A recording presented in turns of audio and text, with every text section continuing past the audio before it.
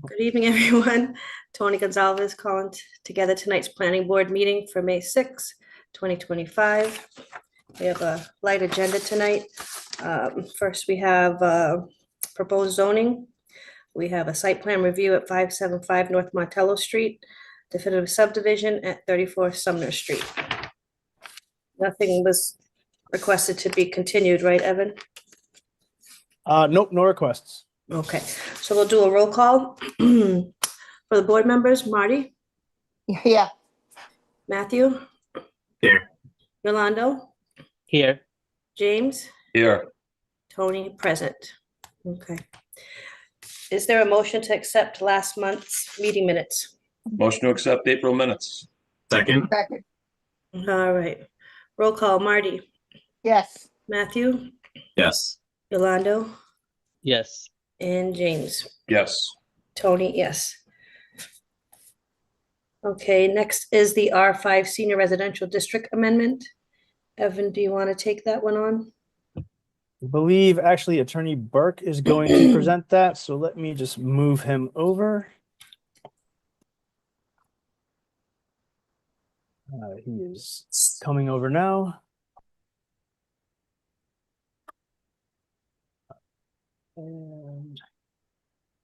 And Attorney Burke, if anyone else should come over as well, just let me know. Thank you very much. I think you'll probably have Councilor Griffin and Councilor Thompson who co-sponsored the amendment, but I'm happy to do the introduction and let them make a presentation. It became clear in discussions with a number of city councilors that there was a need for constituent housing relating to senior housing in the various wards in the city of Brockton.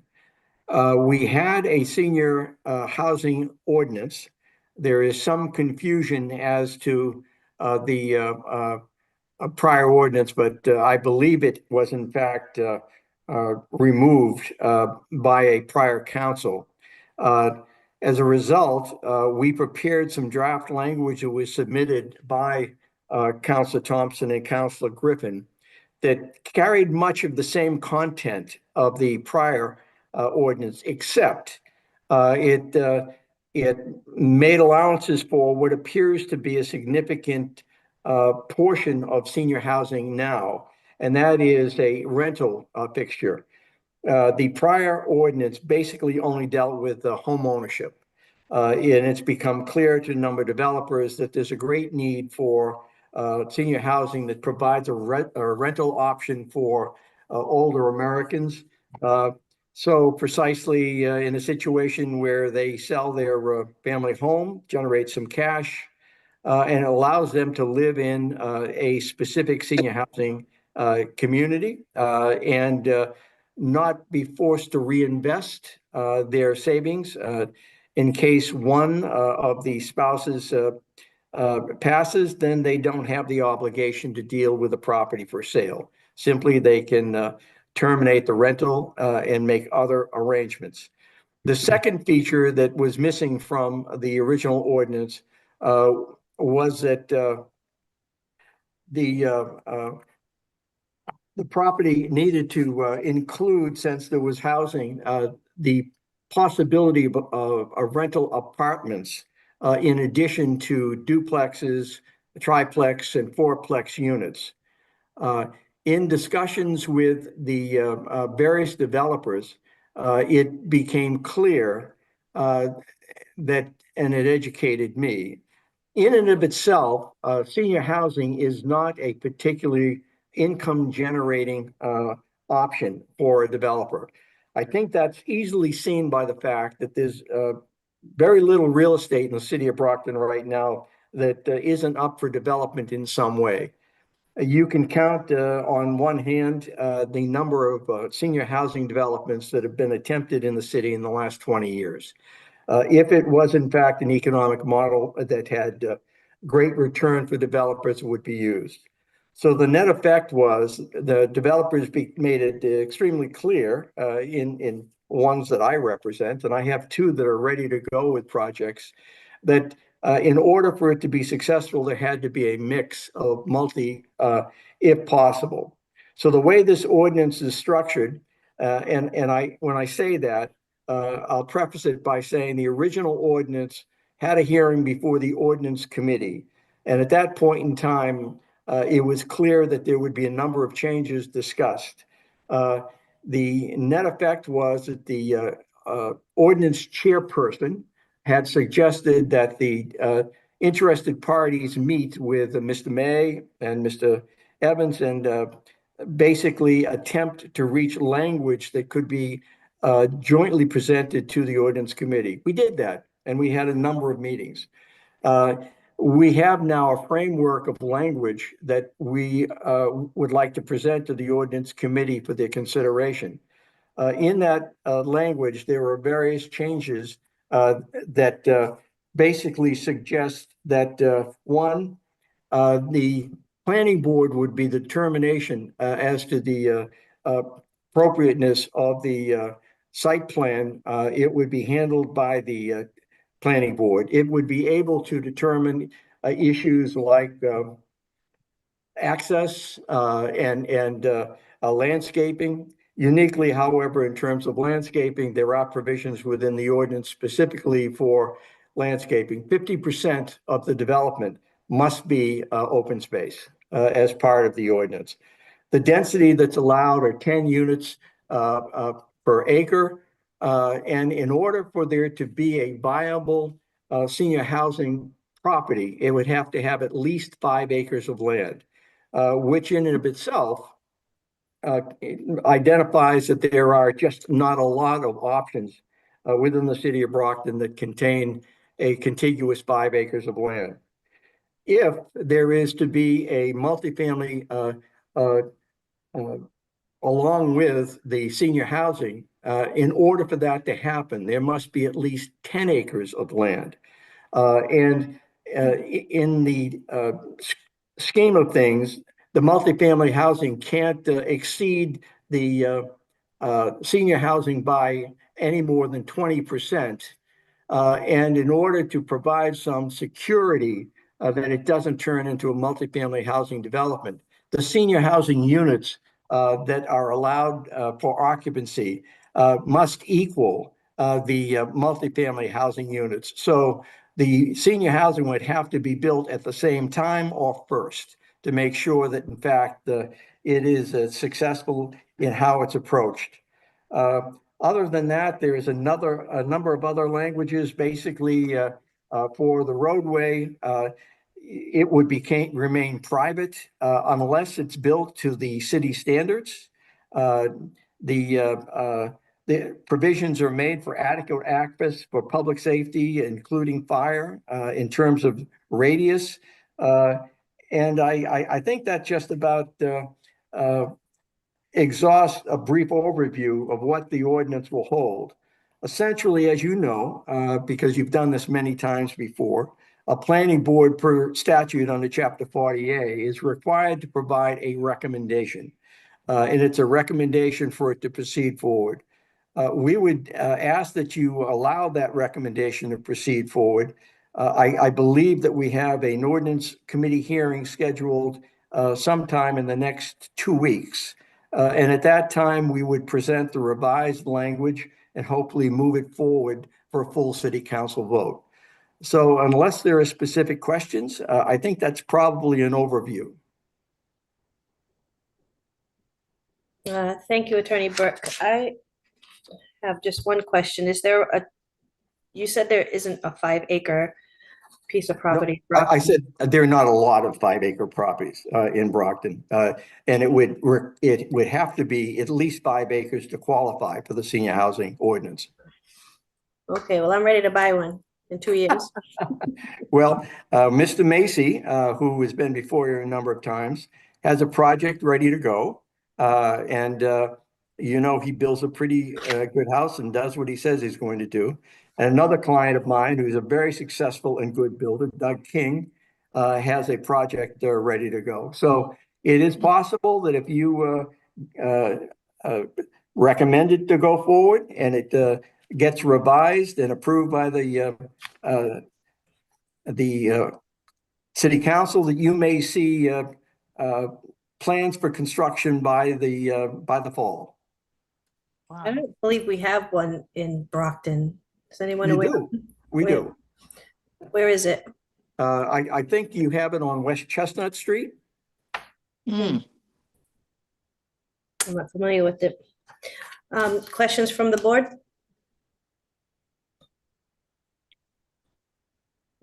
Okay, James?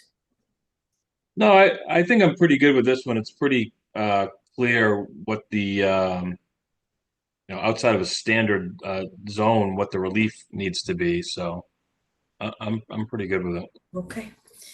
Is this open for public or no, Evan? It's It definitely is. a public hearing. Yeah. Yes, I see both counselors would like to speak, so we will let them speak first, and then we will see if any of the public would like to speak as well. All right.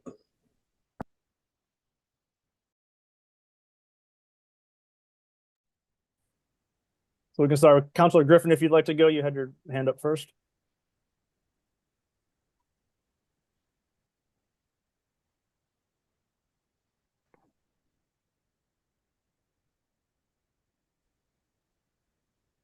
You're too slow, Phil, so I'll jump in first. Good evening, Madam Chairwoman and members of the Planning Board. Jeff Thompson, Brockton's Ward 5 City Councilor. I'm a co-sponsor of this senior residential ordinance, and I request your favorable recommendation on this petition. I'll reincorporate everything that Attorney Burke has stated about this ordinance. The senior residential ordinance will allow older Brockton residents to age in place. It's a needed ordinance. The ordinance committee has been thoroughly debating this matter. I believe we have good language that will be reheard before the ordinance committee sometime this month. And so I would just ask that this board recommend this matter favorably. As stated, it's needed in the city of Brockton. Many constituents have reached out to me asking for this specific zone so that they allow them to enter into a community that would allow them, number one, to downsize their current home, which would take away the burden of shoveling snow, mowing their grass, and would also have amenities for them. Whether it be outside amenities, community rooms, community activities, different communities and events that will allow more social activities for seniors. And so being often visiting the Council on Aging, speaking with members in that organization, they regularly ask if Brockton will develop a senior residential zone. I'm glad that we have one currently being debated, and I believe it's in the best interest of Brockton to incorporate this zone. And I just ask the members of the planning board to recommend this matter favorably so we can move forward with doing the business of Brockton residents. Thank you, Madam Chair. Thank you, members of the board. Thank you. Next is Mr. Griffin. Oh, yes. Good evening, Madam Chairman, board members. I'm also in favor of this amendment. I co-sponsored with Jeff. I think it's sorely needed in the city. I've received, in my ward alone, numerous requests for some senior housing in the city, which is very limited at this time.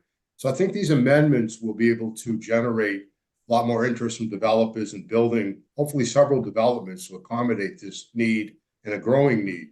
I think the rental options are a really good option for seniors. When they downsize, they might like the flexibility of that, because life has different lefts and rights when you get a little bit up in age. And that flexibility, I think, will be a very good selling point to get those things fully rented.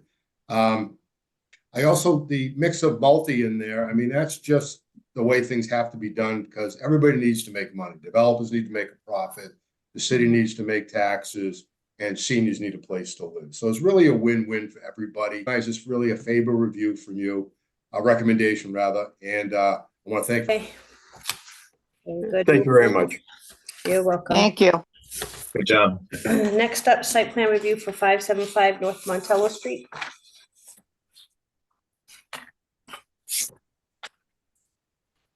Scott, and he is coming over now.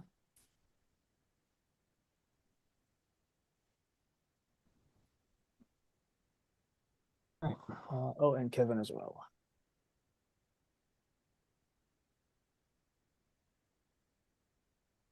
All set?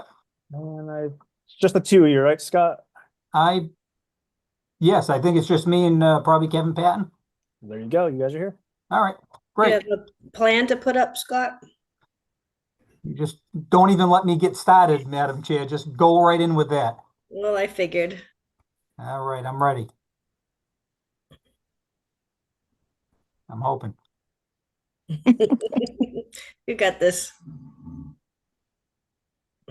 All right, I'm screen sharing. Do you There see you it? go. Wonderful. Okay, great. Thank you. Good evening, Madam Chair, board members, Scott Farrier from Holmgren Engineering. Tonight I am representing the Verdean Association of Brockton, a pretty exciting project that they have proposed at 575 North Montello Street. Their existing property that they own on North Montello and East Battle Street. The existing property is the home of an existing three-family right at the corner of East Battle and North Montello, and then they're building to the left-hand side of the property. What they're proposing to do is to increase, basically double the square footage, put an addition on the property that will allow them to really increase the amount of services that they provide to the Brockton community. It's primarily a classroom space. There'll be some offices, but it's primarily classroom space, just so they can continue their support for the community, navigating language issues, any social services needed for, again, anybody of the community. So it's kind of a exciting project for them. Because of the addition, they're required to have an increase in the parking. We need 16 parking spaces, which is what we're proposing on the site. So we meet the zoning requirements. I'm just trying to make sure. Actually, it's 23 spaces. They need 23 spaces. We have 23 proposed. As you can see on the plan, we're proposing a whole bunch of green space around the front of the property, green space around the back that abuts the railroad tracks, a parking area, a new drainage system that will handle all the runoff from the building in a good portion of the parking. The existing site has the parking area in the back, all parking in the front. So it's really just a sea of paving right in the front. There is essentially no drainage at all with the existing site. So we're increasing the green space, breaking up that sea of paving in the front. The only parking that will be in the front of the site will be the one ADA space up near the association entrance and the ramp. All the other parking will be in the back. As I said, right now, there's really no drainage. Everything just pretty much runs off of North Montello and back to the railroad tracks. We're proposing an infiltration system in the back here that'll meet the stormwater management guidelines. We went to tech review, and really the only comments that came up with tech review was just requesting that we close up the curbing that exists out on the site. Right now, it's pretty much wide open all the way across the front of the property. So we've proposed some curbing across the front just to define our driveway entrances more clearly than they are now. Besides that, it's a pretty easy project. I think I've got Kevin Patton online as well from BKA. If maybe we can just give him a couple of minutes to show us his plans and answer any questions that you folks may have, if that's okay, Madam Chair. Sure. Where's he from? Kevin Patton from BKA Architects. Okay. Scott, you don't by chance have the full set of drawings, do you? I do. Okay, perfect. That way I don't have to figure out how to screen share. Well done, Scott. Well done. All right, so this is a proposed view from Montello Street. To the left side of the rendering is the existing building today. It's a former fire station that's been repurposed into offices and a meeting area. The addition would go to the right towards the current residence. The addition is proposed to be constructed to be compatible with the former fire station. So it'll be a brick building on the Montella Street. When we transition to the side and the rear, we are going to propose an eaves finish, stucco-like material. We cannot have any openings on the right side of the building due to the fire separation requirements to the residents. The original fire doors will be partially infilled. You can see that on the left side. The restrooms are proposed to be in that area, and the new entrance to the property will be in the new addition. And then over top of that entry, we'll have a canopy that shelters that first floor and that pedestrian traffic. Scott, do you want to flip over to the next sheet? If there is one? Sure. Yes. All right, so in the lower level, which is primarily used for mechanical space and educational classroom spaces, which is what it's going to be proposed to be used for in the future. It also has its own entrance off the back parking area. So there'll be 2 new larger classrooms in the addition, and the existing classrooms will just get slightly reconfigured on the left side there. There is currently no access from the primary floor, the ground floor street level, to the lower level. You had to leave the building, go around to the back, and then enter a door at the back of the property. So in the lower right corner, we're proposing a new set of stairs that will collect or connect all 3 levels, as well as an elevator, making the building fully accessible. We can go to the next sheet, Scott. So the ground floor, we are proposing a new multi-fixture bathroom improvement to the property with the stair and the elevator to the right. And then the primary function of this space is a large meeting area where they can have their board meetings and so on and so forth. We can go to the next sheet.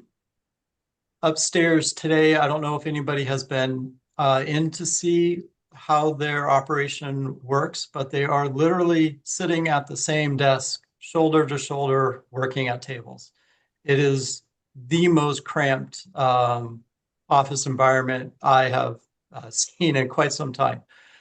So they are badly in need of privacy as they're having conversations, as well as adequate workspace for their staff. So we're proposing 12 hard-walled offices, a small meeting room, and a break room for staff, as well as a couple of staff restrooms. And I think that's the program and the architecture. So if there's any questions, I'd be happy to take them. Thank you, Kevin. This doesn't have anything to do with our decision, but who funds this addition? So Moses has assured me that they have been collecting funds for quite some time and have built up a piggy bank to self-fund this project. Okay, and I know that this is also a summer camp for children, not just Cape Verdeans, but my son once attended when he was very young. Where will the outdoor play space be for summer camp, since you're taking the parking? Right. So I don't know all of their program attributes to this property. It's my understanding the summer camp is at the church across the street. Scott, are you aware? I thought the same thing, Kevin, and Madam Chair. Right. I believe it's moved to across the street now. So I don't believe they provide that at this property anymore. Yeah, there's really nothing on site now, Madam Chair and board members. It's just the parking area. There's nothing that would lead you to believe that it was any type of a summer camp, except for maybe some of the graffiti on the retaining wall on the side. But besides that, it doesn't look like any kids have been there in a while. Right. Well, it's definitely much needed space. I've been there. It is very cramped. So very nice addition. Questions from board? I have a question, Madam Chair. Sure. So if we go back to the parking spaces, Scott, I think you had mentioned that you were required to have 23 spots. Yes. And it looks like there were only 22, unless that front one is a tandem spot. I'm just not seeing the 23rd spot.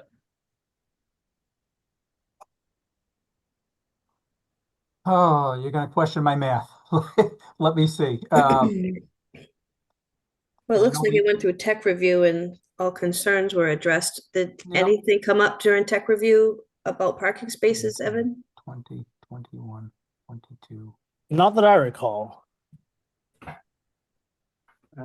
No, I'm sorry. No, you're right, Mr. Gallagher. The space in the front, we've got the two right there. It is a tandem parking off of the street for the existing three-family.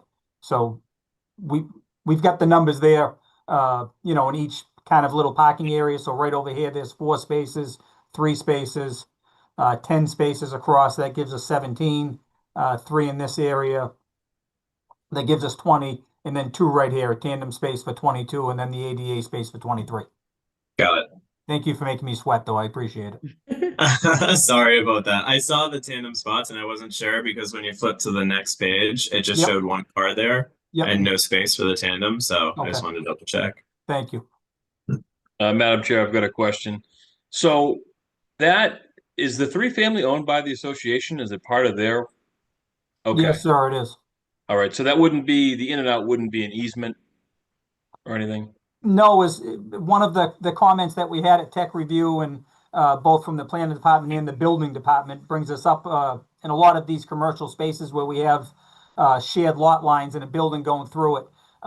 Once we receive site plan approval, we'll have a recordable plan. We've already have it prepared. We're just waiting for site plan approval that will combine all 3 lots into one lot. So it'll be Okay. one commercially zoned lot with the 2 separate structures on it.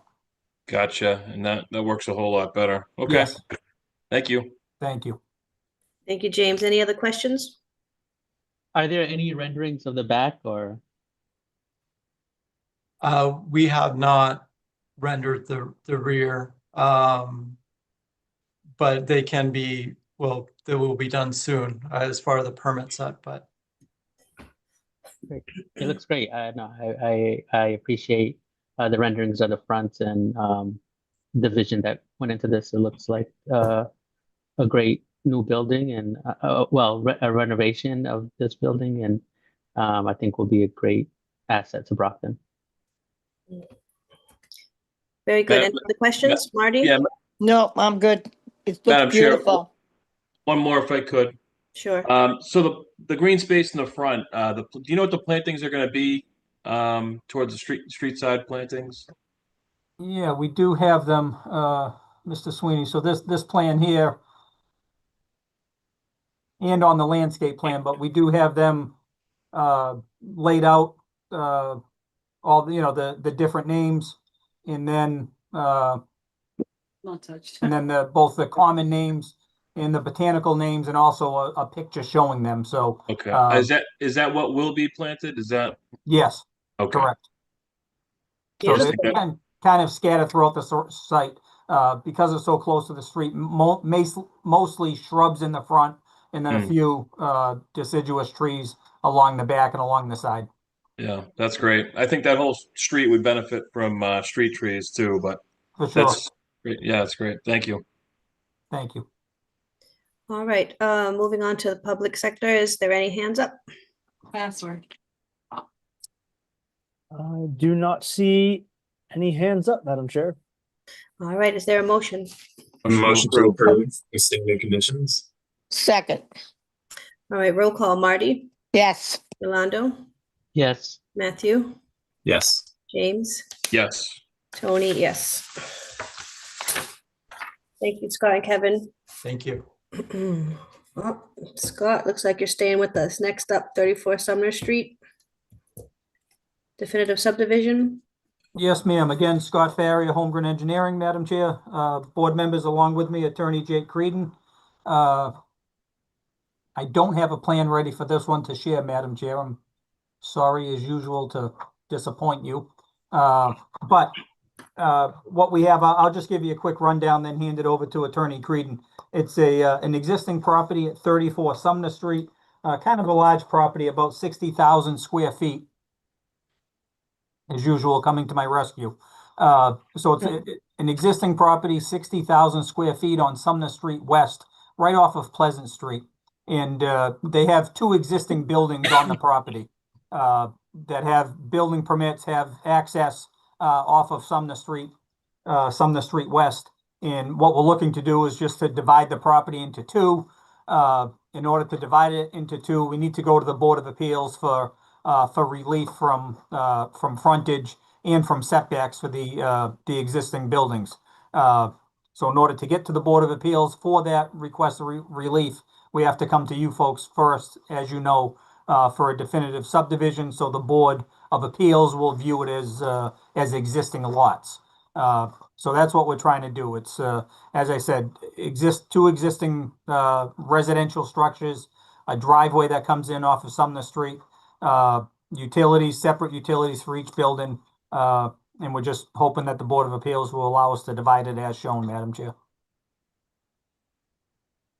I think if I could, Madam Chair, if I could just let Jake speak over my shoulder for 1 second. Yeah, I don't have a good evening, members of the board. I don't have a lot to say other than it's a quite huge parcel when you consider the situations generally in Brockton. You know, anything 20,000 feet or more on a residential situation is considered a very large lot. They have already been through just recently in February to April a certificate of completion from the city building inspector. And if you haven't been there, you should see how beautiful the two properties are. The rear of the property and all the property along Sumner Street in the rear are woodlands and grasslands, and also I would suggest wetlands. And that runs behind all the properties all along Sumner Street, all the way into Stoughton and further. There are similar, these large lots that are there are similar places that have a similar small house lot on Sumner Street in front of it. And again, if you haven't seen how beautiful that property is, considering that the other structure was I think 1800 and something barn. It now has a two garage under the house, marked 3 spaces on one side that are striped, and on the other side where the hammerhead part is 2 more. So there's like 5 spaces that don't even touch anything else. I can't say enough about how it would enhance the area. It is beautiful. All of the houses, it's surrounded entirely on one side by stockade fence, and the other side of the property is that white plastic fence. So I think the subdivision would be a good use and a good decision if we can do that. Okay, thank you for that. Evan, before I continue, can you speak to the issue with the utilities? It says the plan does not show the existing or proposed utilities, but is there also an issue with extending out to that second property? Just so right now, currently there doesn't appear to be a separate hookup for the building that would be split off onto Lot B. That was also an issue that the city engineer raised as well with this.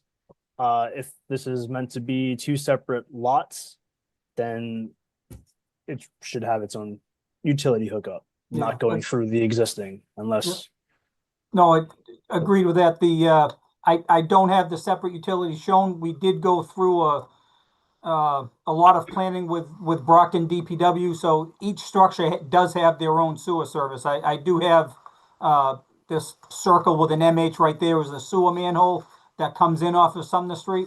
From that manhole, it branches off to the house in the front, and then a separate sewer line out to the house in the back. So they already have their existing sewer services in functioning. As I said, it was approved by the Brockton DPW sometime last summer. It was kind of a long drawn out process to get it. The sewer out in Sumner Street itself is about 16 feet deep. So it's kind of a difficult construction project. So that's why we came in off the street with a manhole, as I said, and then we forked off to the two properties. So that has been resolved with the DPW, and in fact already exists. Yeah, I know. So was this plan for the separate sewage not presented to the planning department? Or outlined on this plan? To be honest with you, Madam Chair, it was a utility plan that went to the DPW for a utility permit, and I did not include it with this application. I certainly could forward it to you folks if you'd like, but I did not include it with this application. But it is, as I said, it's already constructed. It's in, and there is in fact plumbing in both of the buildings already. Okay. What about electric, water?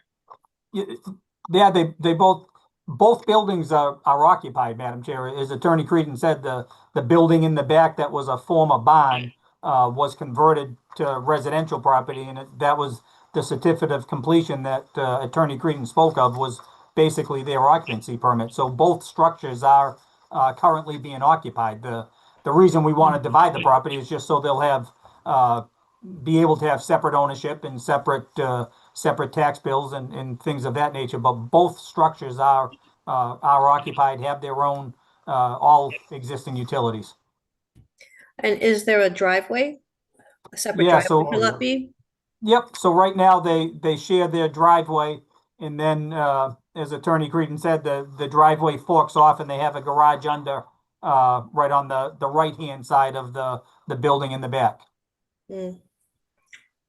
So they have this shared driveway that comes off of Sumner Street West. So was this second Lot B supposed to be residential or a No, it's garage or some type of? No, it was, as I said, it was a barn that was converted to residential. And was that the initial plan that was signed off? It was Yes, signed yes. off to be a residential, April of not this a, year. Yes, ma'am. okay. Questions from other board members? Madam Chair, I have a question. Yes, Marty. Scott, can you tell me tell me if I'm wrong? It sounds like this is kind of backwards. Yeah, I think you're probably right. It's a little bit interesting that after the permits have all been issued now, to be honest with you, I think a lot of it has to do with the former structure being a structure from the 1800s that gives them certain rights under the zoning to to convert it to residential. And there's also some case law that allows you to divide a property if both of the structures on the property were in existence prior to zoning. So it's a little bit tricky, but I would agree. We would typically have gone through the whole subdivision parcel, the whole Board of Appeals process before construction was started or completed, for sure.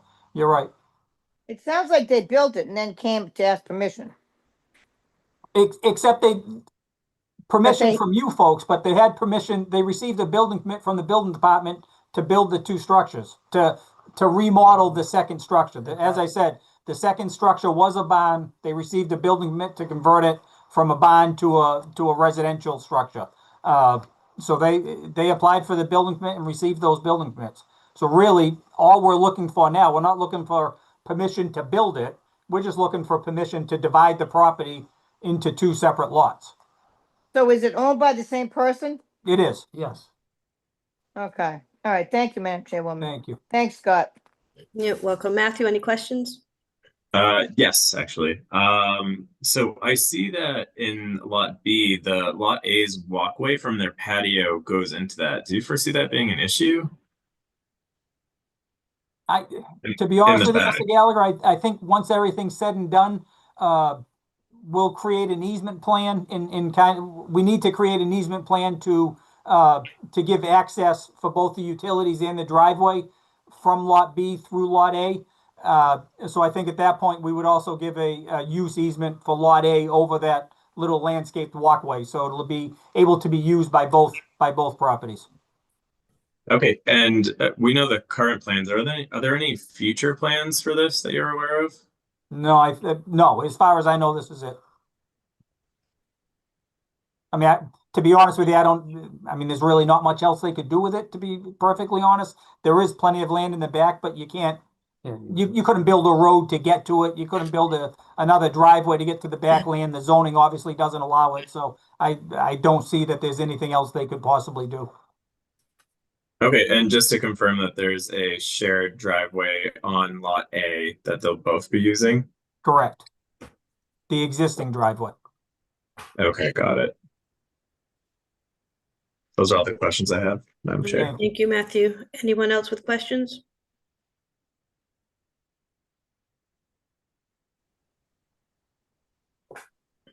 I'm just confused on why there's issues with the building department, but yet they issued permits.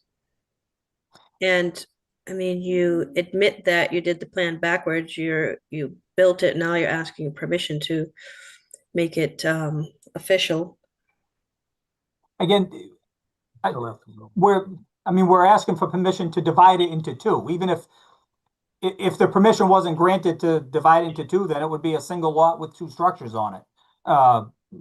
So it really doesn't affect I guess, the buildability of either lot. So the completion of either of the structures. So the building part of it, has been completed according to the building code in the building department's wishes. So yeah, again, it's definitely confusing and a little bit, as Member Crowell said, it's a little bit backwards for sure. But again, just one point on your comment, Madam Chair. There really aren't any issues with the building department. The building department issued a building permit to convert the barn to a dwelling, and then recently they issued the completion permit, which is their certificate of completion, basically. So we really don't have any issues with the building department. They're happy with everything. That was going to be my next question. Are you aware of any unresolved issues with the building department? No. As I said, the people moved in and are living there, so the only thing we're looking to do is to now divide the property into two. Before I get to you, Deputy Chief, I just want to ask Evan. Evan, are you aware of any unresolved issues with the city building department? So I spoke with the building commissioner about this, and I'm not sure, Scott, if you guys are on the same page with the building department, because how he explained it to me is that, yes, they issued some permits and the certificate of completion for this, but it was not for any kind of residential use. It was strictly supposed to be for an accessory use to the primary structure, the existing house. It was supposed to be a garage, not a residential dwelling. He said that this had gone to ZBA a few years ago for that and got denied. And I know that they are not okay with this. They still have issues. To my understanding, they've been kind of dealing with this property for a few years now. I'm not sure what the resolution is going to be, but he was pretty clear that this is only supposed to be an accessory use, not a residential use, and that if this subdivision does go through and splits off that accessory use from the primary use, and that building can no longer be used because there's no longer a structure to be an accessory use to. So you might want to talk to them just to see, because I think there's definitely been some miscommunication, because they are not okay with this. That I was not aware of that at all, Evan. Nor was I. Again, we were just looking to subdivide the property because that seems to be in order, regardless of what the city building inspector and the building department says, because again, the certificate of completion was done for everything that they had asked us to do. and I've only fairly recently been involved, so I don't know what happened a year or two ago. Right, so that's why I asked this question, because it appears that it wasn't approved to be a residential, it was approved to be a garage. So you're not on the same page. I'm gonna turn the mic over to Deputy Chief Brandon to hear what he has to say, but you might want to think about a continuance to this.